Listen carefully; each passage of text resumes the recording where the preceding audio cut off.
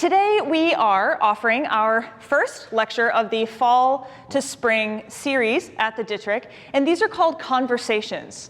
And conversations are meant to be just that. So it starts off with 15 minutes of me giving you something kind of like a TED Talk, and then we have a panel of people that discuss things for another few minutes, some questions, and we kind of get the ball rolling, and then it's your turn.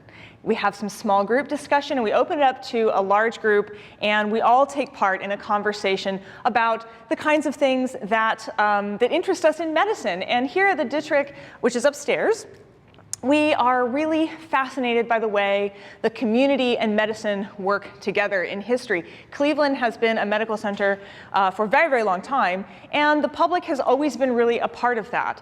And this year, we're spending a lot of our time focusing on public health. And that's partly what we're going to be talking about tonight. But in an election season like this one, presidential candidates and health seems to come up a lot. So we're going to be doing a little bit of that tonight as well, describing the way what happened to President Garfield changed medicine's practice over time, and how that affected the public and the public anticipation of what it meant to be healthy, what antiseptic medicine was about, germ theory, and other things like that. So I'm really excited that you're here. And I also want to just start off by thanking our sponsors. This year, we have been sponsored by the Department of Bioethics at Case Western Reserve and its Medicine, Society, and Culture program, which is like a medical humanities program. And they've helped us, as well as the Cleveland Medical Library Association, who has continued in support of these programs. Also, welcome to the Allen Memorial Medical Library. If you've never been here, it's a beautiful space. This is the Powell Room, and it's one of my favorite spaces to hang out. Students work in here all the time. Oh, I should tell you who I am. I'm Brandy Schillace. I'm the public health person. I do public health and engagement, public engagement for the museum. So, President's Public Health and Pre-Antiseptic Medicine. This is basically about President Garfield's death and its effect on antiseptic rhetoric in the public. And if you don't know a lot about President James A. Garfield, he's buried, actually, at the cemetery here in Cleveland. He was from Ohio. He actually grew up not very far from Mentor, and his estate is still there, if you have ever toured his house there. But he was really a fascinating individual. I think we like stories about people who sort of raise themselves up by the bootstraps, kind of rags to riches stories. We always like those kinds of stories. And he started off very, very poor. He was raised on an Ohio farm. His father died when he was very young, and his mother then had to run the farm with her children. They were always kind of on the near edge of poverty. He also ended up serving in the Union Army during the Civil War, and he rose to he was greatly esteemed by his men. He was very warm and very interested in their health and their safety. But more specifically, as he traveled into the South and saw the ravages of slavery for the first time, he was incredibly moved by this. And he made it part of his platform that people should be equal, that they should have equal rights. And he was very interested in promoting that. He was voted to the Ohio Senate in 1859. He served 9 terms in the House of Representatives. And ultimately, he ends up being president of the United States in a somewhat chaotic fashion. And again, this is one of those stories. I watched a wonderful documentary not too long ago. It was based on the book by Candace Millard. And he wasn't one of the candidates to begin with. He was supposed to be giving a nominating speech for someone else. And after he gives this wonderful speech, he says, "What do we want?" And the crowd shouted, "We want Garfield." And that would have been a surprise. He ends up being nominated, and then in a surprise vote, he actually turns out to win the presidency. And he promoted civil rights and agricultural needs, and also reforms. And when I say reforms, what I'm talking about is machine politics. And that means a lot of different things, but one of the things it meant in the 1870s and 1880s in this country was a lot of corruption. That meant that people could sort of, they did favors and they got paid. I mean, it's completely unlike politics now. They did favors and they wanted positions in the government after that occurred. And some of this meant, what it really came down to was who had the money to promote their interests. And there's a gentleman by the name of Roscoe Conklin. And I like that because it sounds like some sort of reboot of the Dukes of Hazzard.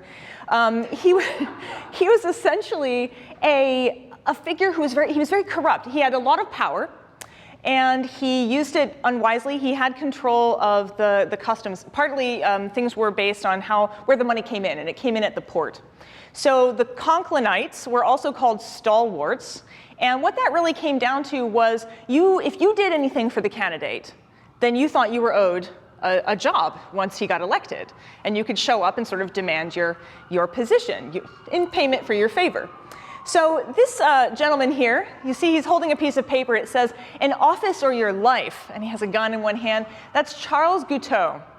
He actually bought an ivory-handled British bulldog revolver for what he was about to accomplish because he thought it would look great in a museum. Yeah. He was on a mission inspired by God, he felt, to kill the president. So trouble's brewing. Guiteau supported Garfield and considered himself a stalwart.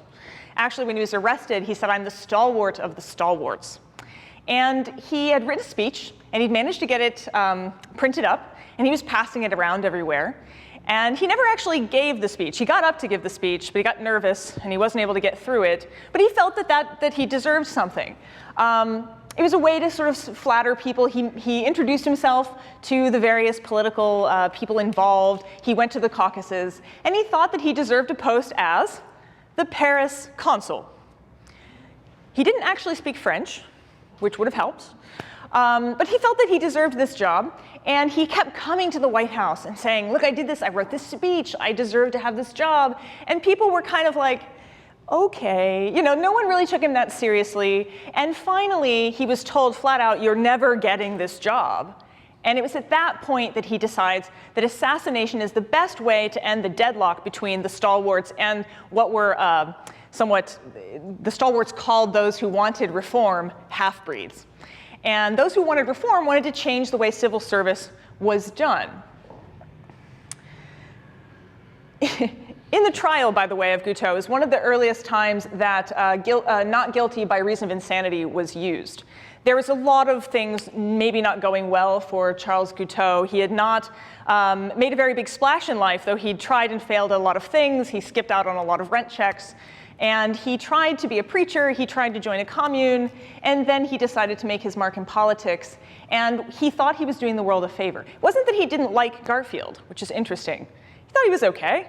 But he felt that he was going to heal the nation and bring the stalwarts back to power by killing Garfield. And he really felt elated after this event occurred, which is kind of sad. So, President Garfield gets shot. President Garfield's wife had just been ill, and she was at the seaside. He was going to meet her. And the interesting thing is the papers carried very detailed notes about where he was going to be and when, because nobody thought that it was dangerous. Nobody thought that presidents were at risk. We elected them. If we don't like them, we'll just unelect them. We'll just get rid of them. We won't elect them again. Surely no one would try to kill a president. But that had just happened to President Lincoln. So it's interesting the way nobody really thought that this was dangerous. And in 1881, it's in July, only 4 months into his presidency, he's shot by Guiteau. And he's shot twice. Guiteau then tries to get away, is captured, and starts shouting that he's in favor of Arthur. This is the vice president, who is also a Conklinite. And so this also makes trouble for the vice president, who's suddenly the enemy of state in some ways. One bullet probably lodged near his spine. As soon as Garfield was shot, the doctors who surrounded him immediately tried to find the bullet. They're right on the floor of the train station. They're probing, they're trying to dig it out. Most doctors thought that if you didn't get the bullet out, the wound wouldn't heal. Now, that's not always the case, but they did think that at the time. Willard Bliss and other doctors, as many as 16 possibly, probed the wound and tried to help the president. I should mention that Dr. Willard Bliss was a somewhat problematic figure. This is the 1880s. Now, in the 1870s, 1880s here in Cleveland, antiseptic medicine was already starting to get a little bit of acceptance. Gustav Weber was very interested in it and in using antiseptic. In 1881 and 1882, you have Dudley Peter Allen coming back to Cleveland after travels abroad and really promoting antiseptic medicine. But not everybody bought this idea of germs. And you can kind of understand why. Say small invisible things are making you sick. a lot of people, that just sounded like nonsense. Well, Willard Bliss had no respect for Joseph Lister or antiseptic medicine. That's going to play a big factor in Garfield's death. So, Frank and Leslie's illustrated newspaper, there is Garfield having been shot, and then pictures of Garfield at his bedside with his wife and his daughter, and he's ailing. Images of the huge public outcry. People were incredibly worried about the president, and they brought flowers, and they were, constantly calling. Someone actually shot a couple of wild game birds and brought them to the White House. They thought maybe it would help. The doctor in this case, Willard Bliss, he ascribed to an old way of doing medicine. And this pre-antiseptic medicine had a lot of funny ideas. One of them being that dirt wasn't necessarily bad, cleaning a wound was bad, that pus was good. It was a good sign that your body was doing, it was laudable pus, they called it. Isolation, they thought isolation was a way of treating a patient. Laudanum or opium was given to the patient. So you can see these screens in this image here. They wouldn't let anyone come and see him. But that also meant Dr. Bliss wouldn't let any other doctors see him either. And he became very, very protective of his patient and didn't want anyone else to take part in taking care of him. I put this picture up here because Facebook, Twitter generation, we had a version of this. This was such national news, and news was spreading quicker than you might imagine. But of course, you couldn't print papers instantaneously, so they put big bulletin boards outside of news offices, and they would run outside and they would update it periodically. And it's almost like a big Facebook board, and everybody's taking part in trying to learn the state of the president. And for a while, people thought that the president might get better. If you have a chance to step upstairs into the museum, you will see that we have a Crosby Invalid Bed.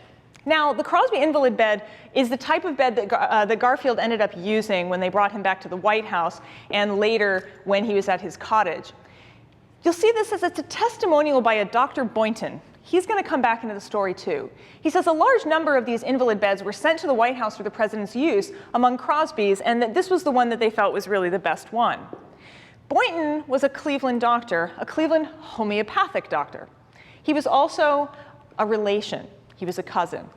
And he had come from home to DC to check in, to be part of what was happening to the president. And it turns out later he's one of Willard Bliss's biggest critics. Ignorance is bliss. So Dr. Bliss, he really didn't understand what he was doing. He thought he was working for the best. But in addition to being incredibly protective and not allowing other doctors to see him, when Boynton suggested that they clean the wound, he basically told Boynton that if he that he should keep his opinions to himself. He also thought that one way to administer nourishment to a patient who was having trouble keeping things down was to put that food up the other direction. It doesn't work. It doesn't work. Vegetable soup suppositories, never a good idea. The president ends up losing over 100 pounds before he dies. The other thing that's really problematic here is because he continued not to treat the wound in terms of cleanliness, but he also continued to probe the wound over and over again, digging for this bullet in President Garfield's back. Slowly, a large gaping sort of channel starts to form where infection is disturbing the tissue, and Dr. Bliss thinks that this is the path of the bullet. So he keeps digging in there, and he basically opens up an avenue for infection. Once a body gets infected to the point where the immune system can no longer fight it off, you become septic. The blood poisoning or blood sepsis ultimately means that infection can show up anywhere else in your body. He started having abscesses in his face, on his legs and arms, where just infection was coming out everywhere. And even at this point, Willard Bliss knew something was terribly wrong. He was willing to try other methods, but not antiseptic methods. He brings in Alexander Bell, the inventor of the telephone, actually gets an apartment nearby and develops a metal detector to try and find the bullet. Now, there's a couple different stories about this matter, and one is that he actually was thrown off by the metal mattress. But another story is that Willard Bliss basically wouldn't let him examine very thoroughly. Bliss was pretty sure the bullet was on one side. That was the side he asked them to examine, and they didn't find the bullet there. And essentially, the test is both a success and a failure. It's not able to find the bullet. When the president dies, and die he does, he goes to the seaside. He demands to go to the seaside. Willard Bliss says, oh, it's too dangerous to move you. And the president says, I'm not asking your permission. They take him to the seaside where he can feel the ocean breezes. It's now September. And he knows at this point that he's dying. To let you know just how well beloved he was, they took him by train, and crowds showed up, and they threw straw on the rails to try and soften the passage on the way to the cottage by the sea. There weren't enough rails. There weren't enough track. Volunteers showed up and built train tracks to the door of his cottage. And there he ultimately perishes. In the autopsy, they find out that, in fact, the bullet was not where Willard Bliss thought it was, and that the cause of death was also not necessarily the bullet.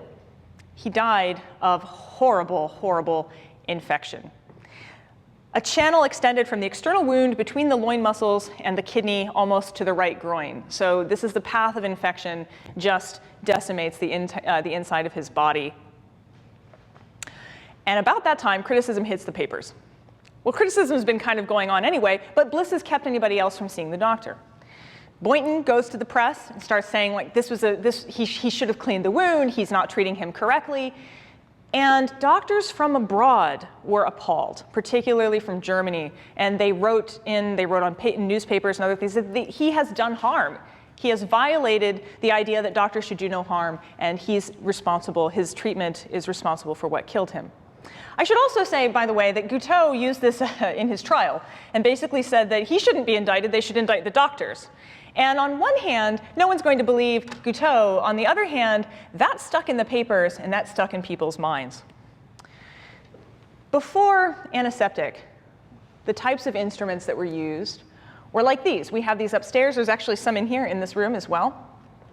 You'll notice a few things. There's felt cases. There's ivory handles. There's wood handles. There's all kinds of material that could hide germs, that couldn't be sterilized, it couldn't be cleaned. When you get to antiseptic and aseptic medicine, you start to see very different kinds of instruments. Things are made of steel, things are sterilized. And that is the carbolic acid sprayer. We have one upstairs. That's developed by Joseph Lister for use in surgery to spray on the wound site to kill the germs that are already there. Because you're bringing germs with you. There's going to be germs. And in fact, in the period between 1886 and 1893, there was a lot of overlap. You had people kind of still using wooden-handed instruments, but washing up and washing wounds. And there was a lot of misunderstanding about exactly how the method ought to be put forward. And Dudley Peter Allen gets a lot of credit for actually getting us back on track with antiseptic medicine right here in Cleveland. And in fact, he brings that carbolic acid sprayer to Cleveland with him. I think this is an important story because if it had been anyone else, probably it wouldn't have hit the papers this way. But it was all over the newspapers all over the country. It was very, very detailed. There were visuals, and people felt deeply wounded. They felt as though they had suffered a great, great loss. There was public mourning on a massive scale. His funeral here in Cleveland was bigger than Lincoln's funeral. It was enormous. And that meant that his death and his manner of death and the autopsy for his death and the criticisms about his death were all also in the public eye. They were in the newspapers. For the first time, maybe, some people who were just average, everyday people were reading about antiseptic medicine. We're reading about germ theory. We're reading about treatment. That can change things. So it was a horrible waste of life. Many people felt that they'd been robbed of the future that he had promised. But at the same time, this public outcry brings germ theory into the public and in many ways probably influenced its acceptance. If nothing else, it provides a case study for people to point to for the value of cleaning wounds and and sterilizing instruments. In some ways then, the most important change that develops in medicine, and some people today still say it's the most important change that's ever happened to medicine, is the acceptance of germ theory, the use of antiseptic. The fact that you no longer had to have your foot amputated if it got infected. The fact that a bullet that might have paralyzed him, possibly, but wouldn't have killed him if antiseptic had been used. These two paintings are, the left is Samuel Gross, who is opposed to Lister's antiseptic surgery. Gross is the portrait there is 1875, and he's clothed in blood and pus and a stained frock coat, and onlookers are sort of cowering. And on the right, you have David Hayes Agnew, who embraced antiseptic medicine, and you kind of see the Agnew clinic, and it's sterile and it's clean, and there's, gowns and things. And so I think that we can, in many ways, thank President Garfield for his sacrifice in helping us to accept germ theory and antiseptic medicine and bringing that idea to the public in ways that had never been before. By the way, if you haven't been upstairs, I thought I'd just give you some teaser pictures. We're closed right now, but you should come back. We're open Monday through Friday till 4:30, and Wednesdays till 7, and Saturdays 10 to 2. I would like to bring up our panelists now to talk a little bit about public health and presidents and politicians and health of today. Come on up, guys. What I'd like to do is actually have you guys introduce yourselves a little bit, and hopefully everybody can see you. I don't want to get in the way here. We're going to have a short panel discussion, and then we're going to ask all of you your thoughts on these same matters.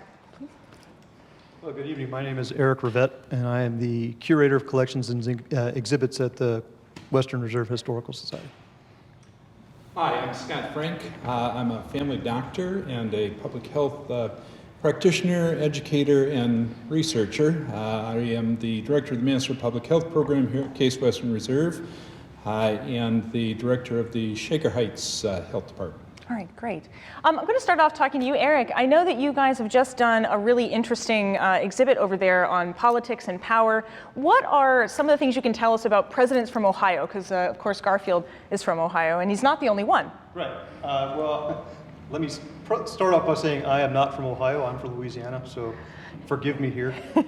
Ohio claims 8 presidents. You don't get 8 presidents. You have a definite 7, maybe a hard 6. So the earliest one, of course, is William Henry Harrison, who is not from Ohio. So there you go. When William Henry Harrison was born, there was no Ohio. He was born in Virginia and lived most of his adult life in Ohio, but again, not from here, so sorry. Of course, William Henry Harrison, since we're talking about public health, is most famous because he is our shortest serving president. William Henry Harrison, of course, was elected and is most well known because he gave a 2-hour-long inaugural address. Still to this day, it's the longest address given by any president. And as the story goes, it was cold, it was raining, he didn't wear an overcoat, and he caught pneumonia and died 30 days after taking office. So that's William Henry Harrison. The other presidents, of course, Ulysses S. Grant, James Garfield, Benjamin Harrison, who was William Henry Harrison's grandson. He is the other one I would say, if you could go back in time and ask Benjamin Harrison, he would say he was from Indiana. He was the governor of Indiana. He lived almost his entire life in Indiana. He died in Indiana. He's buried in Indiana. But he was born in Ohio, so I'll give you that one. Of course, William McKinley, who was also assassinated, William Howard Taft, Warren Harding. So again, 8 presidents. Ohio is known as the mother of presidents. Depending on how you score it, Ohio is either in the lead for the production of United States presidents or tied. All right. Yeah. It also seems like an awful lot of Ohio presidents died in some somewhat unfortunate way, either by being assassinated or catching pneumonia. In fact, we have a presentation that we give at the History Center that's called The Curious Fate of the Ohio 8. Of Ohio's 8 presidents, of course, 2 were assassinated and 2 died in office. And of the other 4, again, this is a hard thing to say, but if you look at the track record of Ohio presidents, it's not necessarily great. They either were assassinated, they died in office, or their presidencies were mediocre at best. I want to ask you, Scott, about how do politics and public health go together today? Well, we clearly have many examples. A presidential candidate who has not yet died of pneumonia. And the health records of the presidential candidates this year taking on disproportionate value, with one candidate being proclaimed by what appears to be a retired hippie as the, if elected, would be the most exceptionally, oh, sorry, thanks, Paul. The most exceptionally healthy president in history. I'm sure he's done a study of the health of presidents throughout history and came to that conclusion in a very rational fashion. So, you know, health has a role, but, you know, from my perspective, it really moves beyond presidents and health, but the impact of these presidents on popular culture, on current events, on history. And, you know, I can trace a direct line from the 1700s and Anthony Leeuwenhoek with his microscope, the inventor of the microscope, father of microbiology, identifying tiny animals, to Pasteur in the 1860s, proposing germ theory, to Lister in the late 1860s, pioneering antiseptic practice to today. Two of the adherents of Lister were Joseph Lawrence and somebody by the name of Robert Wood Johnson. Joseph Lawrence invented a liquid substance for antisepsis, and he wanted to name it after Lister because of his contributions, and that is what we know as Listerine. The mouthwash was originally an antiseptic that was used to clean wounds, while Robert Wood Johnson, as an adherent of Lister, went on to create Johnson & Johnson, made the first medicinal plasters, which became our Band-Aids of today. And in 1920 or so, today's Band-Aid was invented in the Johnson & Johnson company, founded by Robert Wood Johnson, starting from medicinally impregnated plasters that were used as the first surgical dressings. All of Garfield's drama, you'll notice in the UK, where Lister practiced, 1867, and it wasn't until the 1990s or 1890s that antisepsis became accepted in the US, sometime after Garfield's death contributing to that acceptance, and it was around that time that Lawrence and Johnson were making real some of the contributions that Lister had started in the 1860s. It's an interesting point, I think, for all of us to consider, that you can't actually push medicine or medical discoveries on a public that's unwilling to receive them. And so it wasn't just Dr. Bliss. There were a lot of people who were not interested in antiseptic medicine, and it took actually a tipping point. It took the public enjoying and understanding the benefits of what this offered. Do you see similar things with the other presidents that you've studied for the event or the exhibit that you guys have over there? Well, what's interesting to me is that, to get back to William Henry Harrison, I had mentioned, you know, the things everybody knows about William Henry Harrison, of course, Tippecanoe and Tyler too. That was his slogan. And he died 30 days after taking because he had pneumonia. I don't know why that is, though, by the way. Oh, well, sure. No, and who needs to know that now? Of course, that was 160 years ago. But to me, there's a swing in recent scholarship that suggests that William Henry Harrison died of typhoid, brought on by a contaminated water supply in the White House. And it's interesting in that, you know, people are still going back into history and looking at, you know, just because we learned that's why this happened and that's how this happened. It's interesting to see that the scholarship is still there and there is still the interest, even if we don't remember what Tippecanoe and Tyler 2 even means anymore. But just, you know, the fact that we're willing to look at the accepted history and question it, and the study with regards to the water supply, they have even stretched that forward to say that this was a problem in Washington for decades. And they think now, too, that Lincoln's son Willie, I believe, was the one. One of Lincoln's sons that died in the White House was killed by the same reason. Washington, D.C. didn't have a sewer system for decades, and so all of your water was basically runoff. And have a sewer system now? and it's always full too, yeah. But the White House water supply was basically ground runoff, and that runoff ran right through what they called a night soil depository, which was a dump for human waste. And so your water went right through a dump for human waste and then into the White House to drink. And so it caused all kinds of problems, including quite possibly the death of a president, possibly a first lady or two, a president's son. And again, these are all things that you discover just by going back and doing research. It's also true that I said one of the reasons that Garfield was getting on the train was to go to the seaside where his own wife was convalescing because she had developed a fever which was probably related to, DC is kind of marshy a bit, and so it could have been any number of things that she had contracted. Another point about this historical story that I think is very important but tends to get less attention in some ways is Guiteau himself.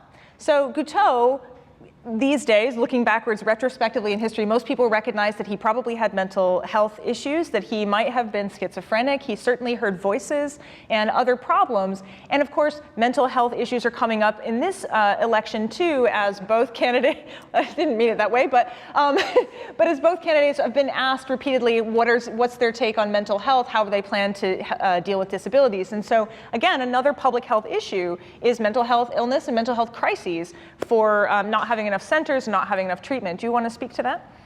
Sure. I think that the dilemma really is that mental health is health, but we've separated them, Descartesian kind of thing. So back to history again, the separation of the mind and body, which has dominated medicine, is better recognized for the relationship between the mind, the psyche, and the body now, but still physicians are very body-centric and much less mind. And when we think of the mind, we think of the neurology of the mind, not the mental health of the mind. It's interesting to note that the root meaning of the word health or heal is whole. So the root meaning of health is to be whole. And it's also interesting to note that while doctors seek cure, that cure can mean removing disease, but it can also mean pickling or hanging meat out to dry. And too often in medicine, we do that. We attend only to the body and not to the mind. And mental health has been the poor stepsister of medicine, which is objective, whereas mental health, you can't categorize it, you can't pin it down to the same degree. It's less scientific. Psychiatry, psychology are somehow less scientific and therefore less valid in the biomedical world. Public absolutely. as well. And there was then too, he did try to get a not guilty plea based on, by reason of insanity. Nobody cared. As a matter of fact, one of the guards who was supposed to be guarding Guiteau tries to shoot him while he's in prison. So he's the president was very well beloved, and he becomes sort of public enemy number one, and he is hanged for his crimes. Did you guys want to make any final comments before we open it up to the group discussion? Yeah, just to piggyback onto Guiteau, when he was brought to the gallows, and you hit the nail on the head, during his trial, his defense was essentially, the quote was, I should not be convicted for this because the doctors killed him, all I did was shoot him. And when he was brought to the gallows, he danced up the steps to the gallows, and then he was allowed to recite an epic poem that he had written about himself and his assassination of Garfield before he was hung. So he absolutely had mental issues. That sounds normal. Sure, that's healthy. Just one more quick thing, the revolver that he used, the weapon that he used for the assassination, when he purchased it, it was a .44 caliber revolver. You can see not the revolver, that revolver was collected by the Smithsonian and then lost, so it's gone now. But on display in the Power and Politics exhibit, we have the same thing. So you can see the type of weapon. It's only about the size of the palm of my hand. When he bought it, he paid $10, and he wanted to spend $11 to get one that had ivory grips, but he didn't have the extra dollar. And his rationale behind it was when he killed the president, one with ivory grips would look better in a museum than one with wood grips, which is what he ended up buying. So again, I mean, it was premeditated. He knew exactly what he was going to do, but that was not, that was really not an excuse. And one last thing I wanted to throw out, you had mentioned, he was brought to the seaside to die. If you have been to his house in Mentor, Garfield's house in Mentor, just recently, within the last year or so, they collected the bed that was made for Garfield to lie on this trip. So you can go and see the custom-made bed that Garfield died in. It was in a private collection in Maine, but the Park Service recently acquired it, and it's on display at the house now. Fantastic. So one brief comment as we move to the next part of our talk tonight as well, and that is I mentioned Robert Wood Johnson and the pathway of Garfield to Band-Aids and Robert Wood Johnson. Well, the Robert Wood Johnson Foundation is one of the largest medical philanthropy groups in the country, and they have rededicated their entire philanthropic approach to building a culture of health in the United States, recognizing that health is not valued in the same way that other values have been integrated into our society, and the belief that if we create a culture of health, it will change everything from mental health to inclusiveness and equity in health. So we can even trace Garfield and his civil rights attitudes towards Robert Wood Johnson Foundation's culture of health today. Awesome. Thank you. Let's thank our panelists. So what we're going to do now, we're running a little close to our time, so what I'd like to do is give you a moment to get to know your partners in crime here. Turn around, talk to one another. I want you to feel welcome to ask questions, but also to pose questions. So we're going to take about 5 minutes for you to sort of think about questions among yourselves in small groups and have a conversation about that. We're going to be moving one of the cameras while that's going on. And then we'll come back for the main event, the main discussion at the end. So please, meet one another. I'm really excited to hear what you have to say. This is the best part of this event, by the way. I love to hear your thoughts and comments. So who would like to get us started? What did you talk about? I would like to speak to Dr. Bliss and the fact that, we talk about mental health and his ego, and you were very kind to say that he was protecting the president, but I think, and we had agreement in our group here that he was not just protecting the president, his own ego was driving the other doctors away. They couldn't help him because he needed to be in control. So I just, in the book, and then I just thought that was a valid point to make. Very, and, oh yes, go ahead. Do you mind? Washing hands, doctors washing hands is, it's just in the past 20 to 30 years that they put signs up in hospitals, and keeping the patients more than 3 feet away from each other in a dormitory setting, it's found to reduce infection, bacterial exchange, but washing hands is so recent, Well, that assumes that washing hands really happens in hospitals, and studies looking at that have really demonstrated that still hand washing in antisepsis in hospitals is much less prominent than it should be. I can just mention, too, that before the 18th century, people thought that dirt kept your pores closed off from infection. They thought dirt was good, and people did not bathe very often. They actually thought a good smear of dirt was good for you, is what they thought. And I think it's an important thing to bring up the sort of hubris of Dr. Bliss as well. I was trying to be relatively kind. I do think that he had good intentions, but he doesn't let other people in. He doesn't want to take part in this new development. And we might want to say more about that. Anyone else have comments or points about that you wanted to bring up? Or anything else?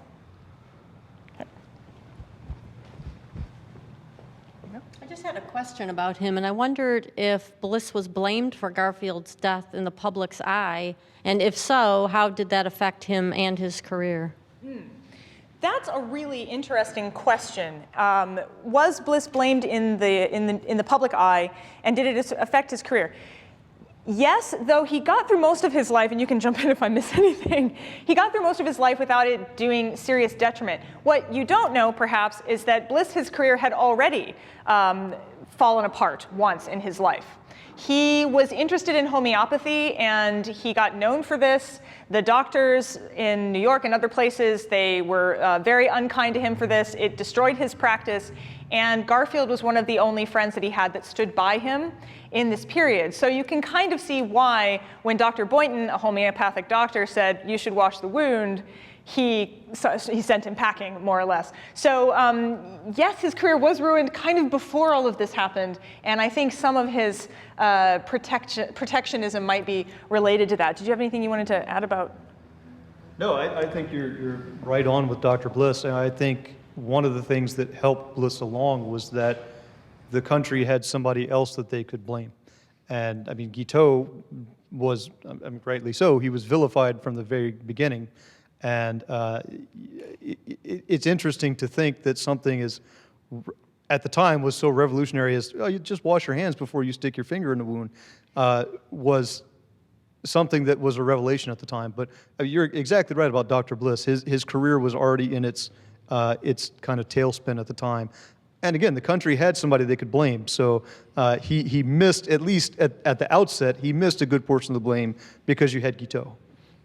If I can make one other comment, of course, rubber gloves, latex gloves are used in all surgical procedures today. The interesting thing is that they were not invented to protect the body from germs on the hands. They were invented because the antisepsis were so caustic that they were burning the hands of the nurses and surgeons. So they invented the rubber gloves to protect the caregivers from the acids used in the antiseptics, only later to find out that the rubber gloves really were the best way to prevent infection altogether. Other questions, comments, ideas? Does anybody want to tackle the mental health issue part of this? I'm like, no. Well, was it also with regard to Bliss? What, in the book that we read, Destiny of the Republic, allegedly Bliss suffered kind of a breakdown by the time Garfield died. So he was not capable of taking care of his practice either. So he was in a period of recovery after that for what it was worth, I guess. Mm-hmm. Yeah. Other thoughts? Anybody want to comment on that? I mean, personally, I think the mental health part of this is, again, it's partly because he becomes sort of public enemy. It's something that doesn't get a lot of traction. You mostly focus on the medical aspects of it or the actual, he just sort of gets villainized. But one of the interesting things that Candace Millard says in her book is that he should never have been allowed to hurt anybody. Like this should have been caught at some point in his life. Does anybody want to comment on that or say other things about Garfield? You guys have been quiet this time. I'm going to give it to you. Okay. It doesn't have to do with the mental health, but more so, oh, I have to stand up, okay. Here you go. It doesn't have to do with the mental health, but more so when it comes to the antiseptic. So I hear a lot about superbugs being created and antibacterial. So, and we were talking about like the anti-vaccine, people being against anti-vaccine. So is there, I know there's worry now about a superbug being created that we won't be able to fight. So more so, are people leaning more towards not using antibacterial and antiseptic things due to this? Oh, that's a fascinating question. I want to turn that over to to Scott Frank. I'm going to stand up because I can't see this side of the audience when I'm sitting down. No is the basic answer. I will say that the issue of superbugs really is generated from antibiotics, not antisepsis. And the increasing complexity of the antibiotics attacking different mechanisms of these infections. We're running out of different ways to attack them. They do adapt and resist, but antisepsis continues to be a herald of what needs to happen in order to keep people healthy. It is interesting that the antibacterial washes, the alcohol, waterless antisepsis, is, I think, just now starting to gain some disfavor, and the point is being made much more consistently that soap and water is the best way to clean your hands, not the waterless alcohol-based antiseptics. So a shift in that back to good old-fashioned soap and water, but it really is the antibiotics that create the superbugs, not what we do with our hands or bodies. Other thoughts, other comments? Yes. This is kind of off topic, but currently the president's health is controlled by really the Surgeon General and the military. So is there any connection with essentially this failure of private practice and the shift to really this private citizen then becoming into the realm of the doctors? I don't know if anybody can answer that. But I think it is. Are you going to go again? This is why we bring public health people.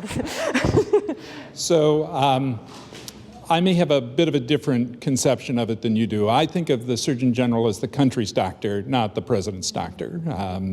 And Surgeon Generals have been enormously important for progress of public health in the United States, from the heavy smoking Joe Califano, who is the Surgeon General who released the 1963 report on the impact of smoking on health, to C. Everett Koop with his highly conservative Republican viewpoint, leading the way to treatment of AIDS and HIV.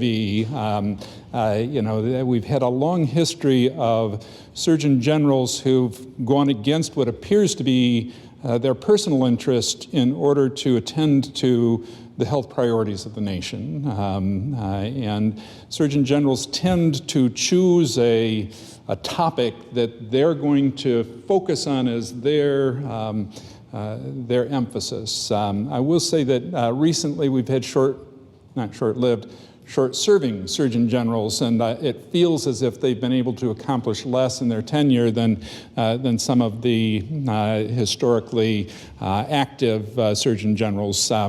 Our most recent Surgeon General is very oriented towards the impact of place on health and social determinants of health, on walking as a key way to improve health. Physical fitness is hugely important, but walking, physical fitness can be as simple as walking, and people tend to shy away from gyms if they're starting from a place that isn't healthy, but they can always walk, and the walkability of communities has a huge impact on that, and that's the emphasis of our current Surgeon General.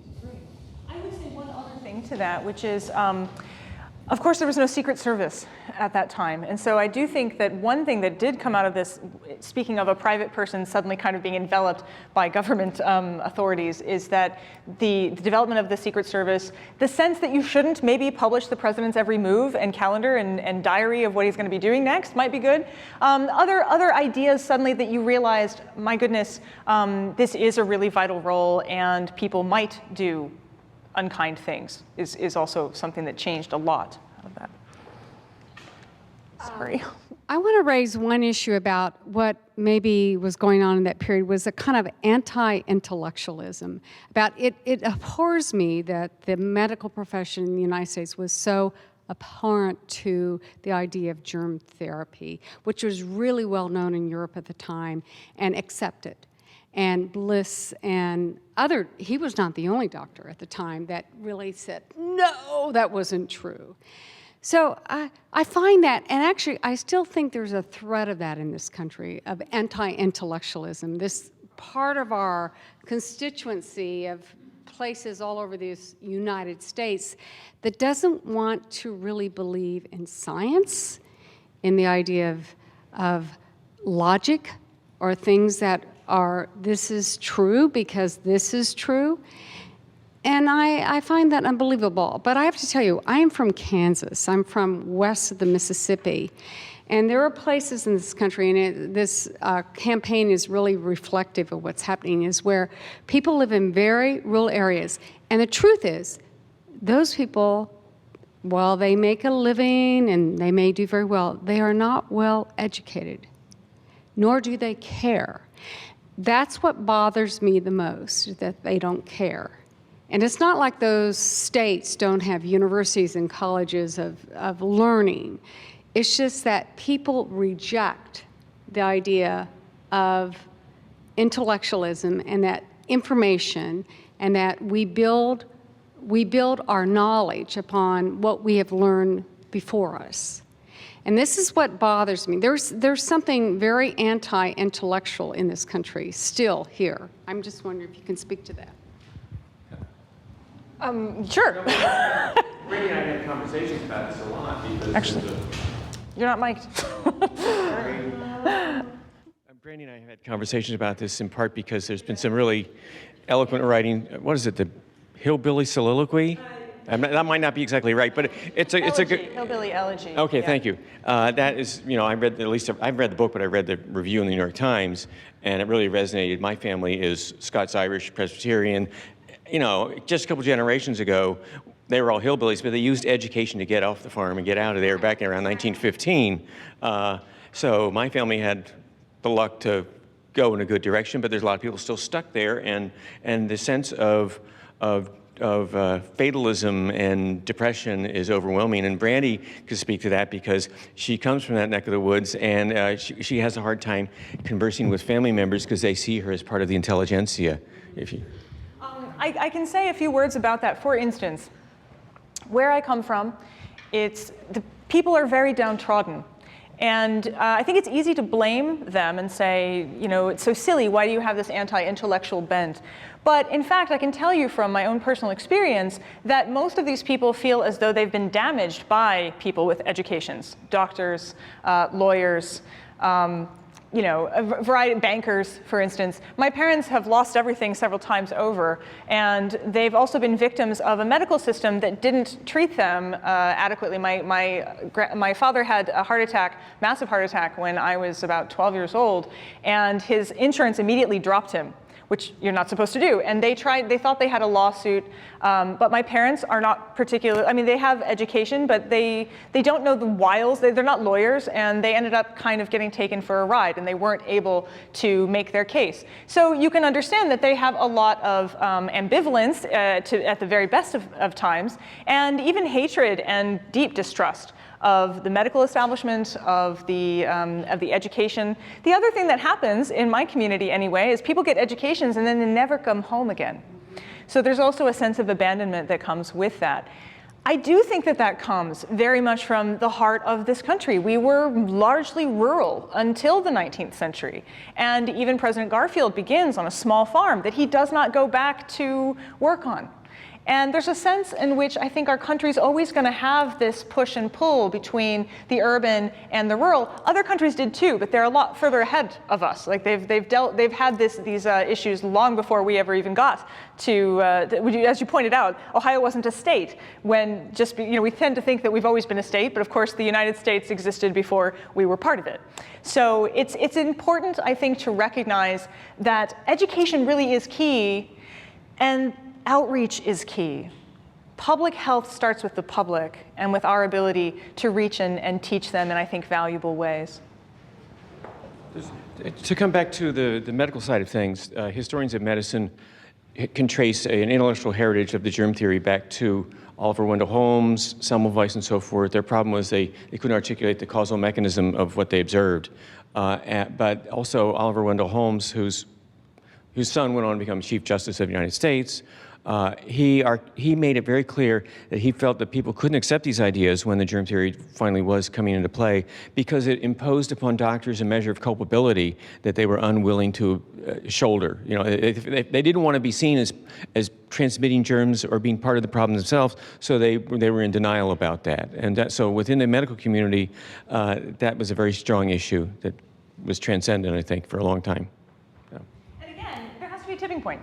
Public health can only be accepted if the public agrees that public health is important. And so one of the reasons that you're here today, taking part in these conversations, and I hope you'll come back to see more, is because that's what it's all about. All of us getting together across boundaries, across ethnicities, across cultures, across socioeconomic status to have conversations that matter. And I hope that you'll come upstairs on another day and see the rest of the collection, which is also incredibly educational. And that you'll come back to see our other events. We've got a wonderful lecture on patient rights that's going to be in November, Susan Lederer. And we also have another one of these conversations events in November that will be held at the Museum of Contemporary Art in conjunction with an exhibit on Detroit. And that will also be about public health. It'll be about lead poisoning and industrial damages. So again, thank you all so much for being here. Give yourselves and our panelists and our participants a great round of applause.